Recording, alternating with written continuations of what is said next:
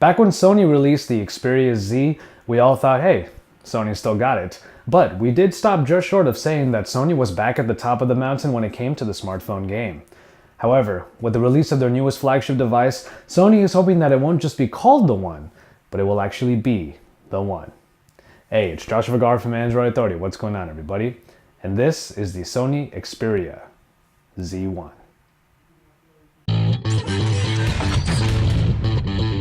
Sony has put all its cards on the table for the Xperia Z1, drawing not only from their design prowess, their media acumen, but also their pedigree in photography to create what could be one of the best phones available now. In terms of design, it's hard not to see shades of the original Xperia Z in this phone. Not only does it have the generally rigid rectangular shape with flat sides, it also retains the black slate look. With a strong metal frame encased almost entirely in glass, the front and back of this phone is completely black, leaving all of the action for the sides. We do get the Sony logo up front, while the optics of the 20.7 megapixel camera are nestled in the top left corner on the back. As has become a motif of many Xperia smartphones, the button layout is all found on the right side and is centered around a large silver metal power button. Below it here are the volume rockers and a two-stage camera button. While all of these buttons feel very sturdy and thankfully lack squishiness, especially in the very responsive camera button, their positioning might not be optimal for some. The main buttons fall perfectly where my thumb lands, which I think is great, but other people might accidentally trigger them from time to time. Above the silver power button and also directly on the other side of it are a few covers that are also common for Xperia smartphones. These cover up the SIM card slot, the SD card slot, and then the micro USB port for the purpose of water and dust resistance. I always have some reservations regarding small plastic covers because they can break off, but these seem pretty well constructed. In the hand, you realize that this phone isn't quite as rigid as the Xperia Z, and this is because the sides of the phone have been given subtle curves. Sony found the intersection when it comes to feel, allowing the Z1 to have a decisive shape while feeling pretty smooth. It is also quite heavier than the original Z at about 30 more grams, but this just gives the Z1 a more premium feel.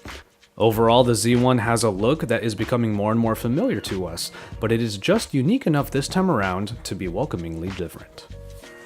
Sony has really been working hard to bring a better display experience after the Xperia Z, which came with a pretty admittedly subpar screen. What was once just called the Bravia engine is now the X-Reality engine underneath what is now called a triluminous display capable of 1080p resolution at 441 ppi. We're starting to get spoiled by small bezels in current top-tier smartphones, however, so the thicker ones around the Xperia Z1's display might be a little disappointing.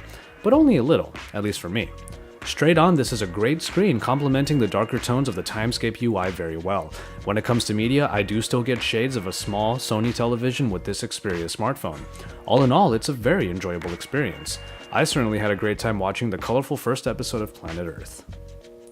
I feel the need to explain that while viewing angles might not be a definitive feature of a screen, having good viewing angles is still the mark of a good screen. That being said, the angles on the Z1, while much better than the ones on the original Xperia Z, could still use some improvement. A grayish hue casts over everything when you get steep enough, but this isn't the only thing I noticed. The backlighting of the screen kind of shows up on the sides. Look at the screen at an angle and you can see a white line along the very edge of the screen. It's far from distracting, but it is one of those things that you can't stop noticing for a while after you do for the first time. The Xperia Z1 is one in a long line of new phones coming out with the next iteration of the Qualcomm processor, the powerful Snapdragon 800. Clocked in at 2.3 GHz, this processor is backed by the also updated Adreno 330 and 2 GB of RAM. The Z1 employs it quite well, keeping its high speed basically throughout, from the home screens to within apps. Some smoother transitions in the updated Timescape UI help further illustrate all of this. To be fair, Timescape is a less intensive version of Android than most, so that helps a lot. Gaming is a breeze as well, with every game in my newly acquired Humble Bundle moving along very well and without stutter. Rest assured that the Sony Xperia Z1 keeps up with the best in the smartphone game today. In the hardware department, the Xperia smartphones generally have water and dust resistance, making them capable of braving the elements. The Z1 has IP58 certification, making it able to withstand up to 30 minutes in 1 meter of water. If you're a little clumsy around your phone, it will bounce right back after a spill or a dip. While the battery might be non-removable, expandable storage is definitely a welcome addition, allowing for more than just the 16 GB built in. Call quality through the top speaker was adequate and clear, but not particularly crisp. What it did have was volume, as at full blast, the sound of the person on the other line was pretty loud and clear to others. The main speaker on the bottom of the phone is much larger than was found in previous Xperia offerings and actually translates to somewhat richer sound. Perhaps ironically, however, it does lack some volume and can be drowned out rather easily by outside noise. The Z1 comes with a large 3000 mAh battery that performs pretty well. I was able to get the battery down to about 60% in 6 hours with my personal flavor of usage. This included a couple episodes of Planet Earth, playing a couple games, shooting pictures and video, and performing benchmark tests. The battery should be able to get you through a standard workday just fine, though really heavy power users might have to keep a charging cord handy. Arguably the biggest story with the Sony Xperia Z1 is its very beefed up camera offering. It says it right next to the actual unit underneath the large G for G lens. This is a custom-made Exmor RS sensor larger than most cell phone cameras and is capable of a whopping 20.7 megapixels. The technical information will please photogs, as this camera is a wide 27mm shooter with a very good f2.0 aperture that really helps with low light shooting. Unfortunately, all of this positivity doesn't really translate to the actual app. The newest additions are some new functions made available by downloaded add-ons.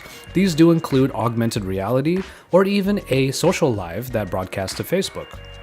It's a pretty simplistic and classic layout, with the right side housing the main buttons and the viewfinder taking up the appropriate amount of the screen depending on the aspect ratio. Speaking of which, setting the right aspect ratio is something you have to do in the manual mode, which also allows you to change the ISO, exposure compensation, and white balance. If you hit for the superior auto mode, it automatically picks the 16:9 aspect, which is preferred, but unfortunately brings the picture size down to 8 megapixels, which is kind of a really big bummer. For that matter, the 20 megapixel shooting is rather exclusive, as the next step down from it is a steep drop to that 8 megapixel count. All of that aside, the picture quality coming from the Z1's camera is really quite stellar. All of these shots were taken at the 20 megapixel 4:3 ratio in manual mode, with everything set to its normal setting. Sony proves its prowess once again with pictures that are incredibly detailed and have a great level of color vibrancy. The color reproduction is pretty accurate, and though I would venture to say it is a little on the saturated side, it is just enough to add an attractive vibrancy to pictures and not much else. A high noise reduction makes some of the darker parts of the picture lose a little detail to keep the noise level low, but it doesn't keep pictures from remaining really nice. The video quality is also very good with full HD capturing available. All in all, this is a camera that many a user will enjoy, and especially in the daylight, it is one of the best camera phones I have ever used. And now we come to software, which actually isn't all that big a story, as Sony hasn't changed a whole lot in the Timescape UI. It takes many of the tenets from stock Android: the simple home screen, app drawer, soft keys, the drop down with some power widgets at the top, and the recent apps functionality. And overall it gives it a much darker tone. The result is an operating system that is comparably as speedy, especially as Sony's main additions are in the form of many more transitions that help make everything look even more buttery smooth. Sony's own additions make a return here, like the album, movies, and Walkman apps that bring nice media experiences. Other than that, however, the only other real additions to this otherwise classical version of Android are the small apps. These are small overlays that you can use for quick multitasking. Active Clip has been added for quick editable screenshots, along with Gmail. Ultimately, it's a nice looking UI that sits pretty squarely in the middle. There are just enough additions without going overboard, and yet it is simplistic enough without getting boring. Finally, we have the price. While the Xperia Z1 isn't quite available on US carriers just yet, we wouldn't be surprised if it was priced at least at $199 for 2-year contracts. However, currently in online retailers it is at least $750 unlocked. Sony typically offers premium pricing for their premium phones, and this is no exception. And so, there you have it. Even if it does miss in a few small places, it's hard not to like the Xperia Z1 as a whole package. The screen is still very enjoyable if not perfectly executed, the performance really doesn't disappoint, and the upgraded camera is a wonderful performer that should even please hobbyist shutterbugs. Whether or not this is Sony finally getting back to the top of the mountain remains to be seen, but personally, I think they've certainly gotten closer with the Xperia Z1. Hey everybody, thank you so much for watching and I hope you enjoyed this full review. Just remember that this is not the end of our Xperia Z1 coverage. If you haven't seen the drop test already, the link is right over there on the side, along with future links to our feature-focused videos for it. Also, don't forget to drop us a like on our videos and to subscribe if you haven't already. And when you're done with all that, head over to AndroidAuthority.com because we're your source for all things Android.